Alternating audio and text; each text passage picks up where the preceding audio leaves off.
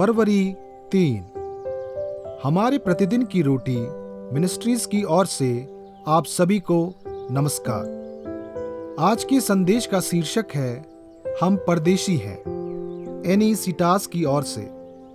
आज के पवित्र शास्त्र का भाग लेव्य व्यवस्था अध्याय 19 32 से 37 वचन तक।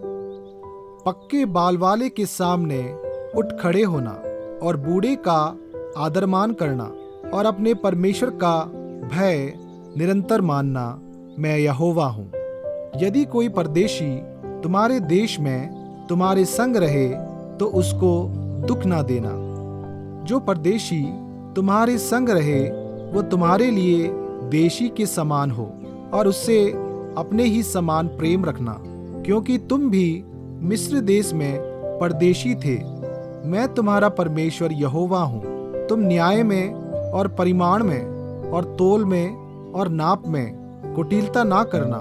सच्चा तराजू, धर्म के बटकरे, सच्चा ऐपा और धर्म का हीन तुम्हारे पास रहे।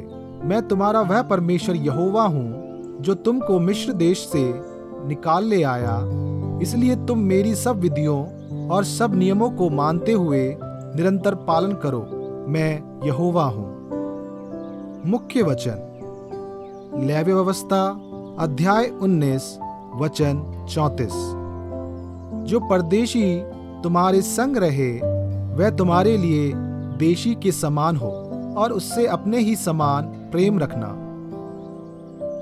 उनके नए देश में सब कुछ अत्यधिक अलग महसूस हुआ। नई भाषा, स्कूल, रीति रिवाज, यातायात और मौसम। वे सोचते थे कि वे कैसे इस नए वातावरण में समायोजित हो पाएंगे। एक नए देश में उनके नए जीवन में उनकी मदद करने के लिए पास के एक चर्च के लोग उनके पास इकट्ठे हुए।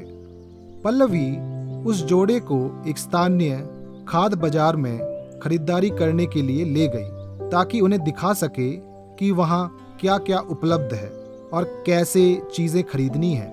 जब वे बाजार में घूम रहे थे तब वे अपने देश के फल देखकर खुश और आश्चर्यचकित हुए और होठों पर बड़ी सी मुस्कान फैल गई। उन्होंने अपने प्रत्येक बच्चे के लिए एक एक अनार खरीदा और कृतज्ञता में एक पल्लवी के हाथों में भी दिया। एक छोटा सा फल और नए मित्र उनके लिए अजनबी नए देश में बड़ा आश्वासन लेकर आया।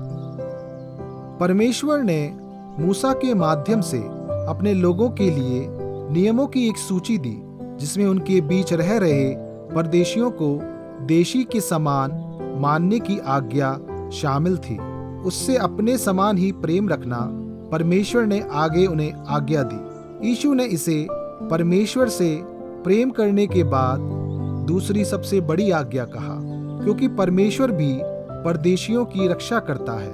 परमेश्वर की आज्ञा मानने के अलावा जब हम नए मित्रों को हमारे देश में जीवन के अनुकूल होने में मदद करते हैं तो हमें स्मरण होता है कि हम भी एक वास्तविक अर्थ में पृथ्वी पर परदेशी हैं और हम आने वाली नई स्वर्गीय भूमि की प्रत्याशा में बढ़ते हैं। जरा सोचें, परमेश्वर आपके द्वारा किसकी देखभाल करना चाहता है? परमेश्वर किसे चाहता है कि आप उसकी देखभाल करें? उसने आपको अपना प्रेम दूसरों तक फैलाने के लिए कौन से वरदान दिया है?